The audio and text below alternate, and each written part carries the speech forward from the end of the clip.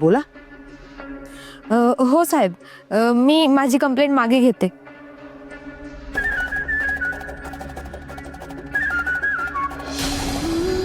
तुम्ही हिला नेऊ नका.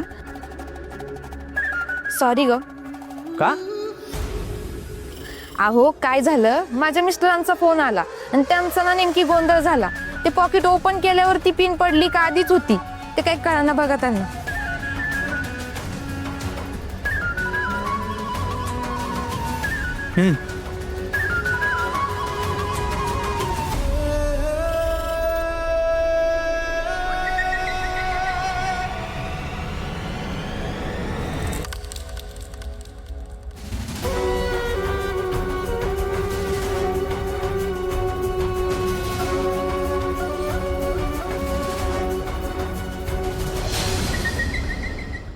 अरे काय नौटंकी करत गंडवलाय माझ्या भावाला. डोकं गहाण ठेवल्या का तू वागतोय तो. कसं फसवलंय त्याला. घर काय देतोय, बाहेर पैसे काय उधळतोय.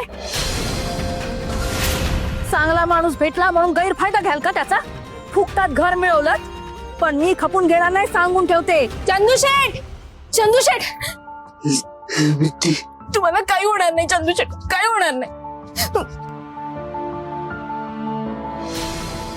चंदूशेठ, चंदूशेठ, चंदूशेठ, चंदूशेठ, टेन्शन घेऊ नका, काय होणार नाही. अरे अरे घर मालक आहेस ना, मग पायाशी काय बसतोयस असा. या पोरीवर पैसे उधळायला आपले पैसे काय वर आलेत. ताई मग काय करायचं. असं सगळं डोळ्यासमोर होत असताना नुसतं पाहत बसायचं का. चंदूशेठ, चंदूशेठ, तुम्ही काळजी करू. तुला कसला आला रे एवढा पुळका त्यांचा. तो म्हातारा आहे ना, तो बघून घेईल. तुला काय करायचंय. अगं ताई, त्यांची अवस्था तर बघ. आणि कुठे काय बोलायचं ना याचं जरा भान ठेव.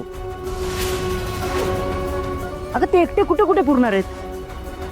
तो आला मोठा, त्यांचा घरचा प्रश्न आहे ना तो. तुला काय करायचंय. तू जावई आहेस का. तो म्हातारा जगला काय किंवा मेला काय, तू जबाबदारी घेणार आहेस का. सगळे अनाथ आहेत पण हा म्हातारा एरवी मिरवत असतो ना, हिचा आजोबा आहे, हिचा आजोबा आहे म्हणून. मग त्याने विचार केलाच असेल त्याच्या मागे हिचं काय होईल, याची जबाबदारी कोण घेईल.